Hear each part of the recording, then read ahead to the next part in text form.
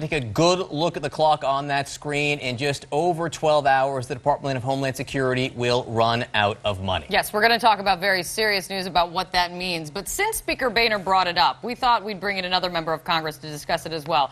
Congresswoman Jackie Walorski of Indiana, representing, I should say, my hometown of Goshen, Indiana, and many other parts of the great state of Indiana, is joining us. Congresswoman, I do want to get to the news in 1 second, but here's even more important news, maybe. Speaker Boehner just tweeted that the dress is black and blue. I hope you could hear our hilarious discussion previously. What color do you think it is? He says Senate Democrats are blocking security funding to protect president's #immigration overreach. In another fact that he tweets, #the dress is black and blue. So it's all connected, apparently. What color is it to you?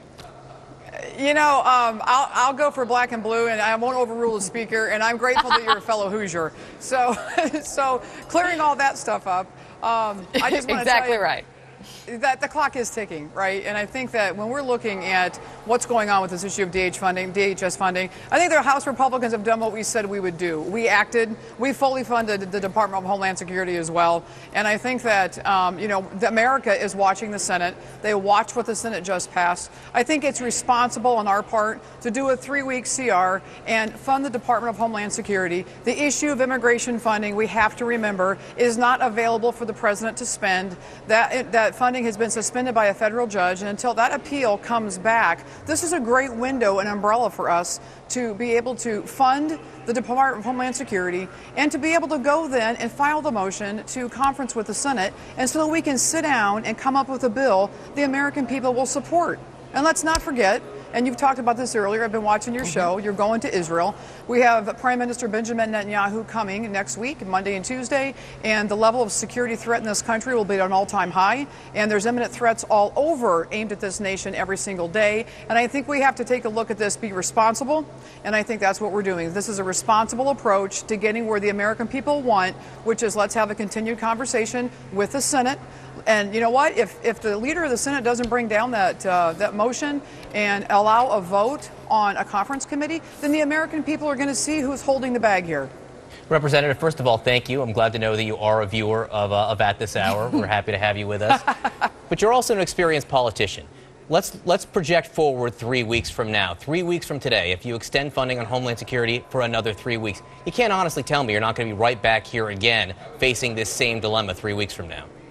Well, I don't think we can honestly tell each other what 3 weeks is going to hold, because in the land of politics, and certainly in this land of the Capitol, 3 weeks is a long time. But what it does give us, John, don't forget, is the second component of this piece, which is the opportunity to go sit down with the Senate and hash something out the American people will support. And I think that's what we all want. That's certainly what I want as a member of the U.S. House. I think the people in my district want the House and the Senate to work together and to find a way to give the American people what they ask for. And this is the way that we're going to be able to do that. So I'd certainly be happy to talk to you in 3 weeks and tell you where we're at on that day. But let's not forget, the number one and most important thing that we're looking at right now is representing the American people and finding the bill that they support, and being responsible to the security of this country, which I think is imminent in the days coming up. Well, on the issue of being responsible to the security of the country, you've got some of your Republican, more conservative colleagues in the House saying that it's not going to have that much of an impact if funding lapses for the Department of Homeland Security. You're saying they're wrong? Well, don't forget, I mean, this is America. Every single member of this Congress on the House and on the Republican and Democratic side, House and Senate side, has their opinion.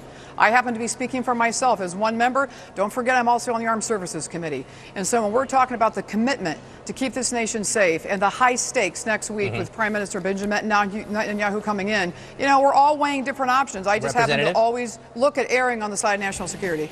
Representative, thanks so much for being with us. We look forward to seeing you in 3 weeks. Love to talk to you again. Thanks so much. That's for us. That's all for us at this hour, guys. Legal View with Ashley Banfield starts right now.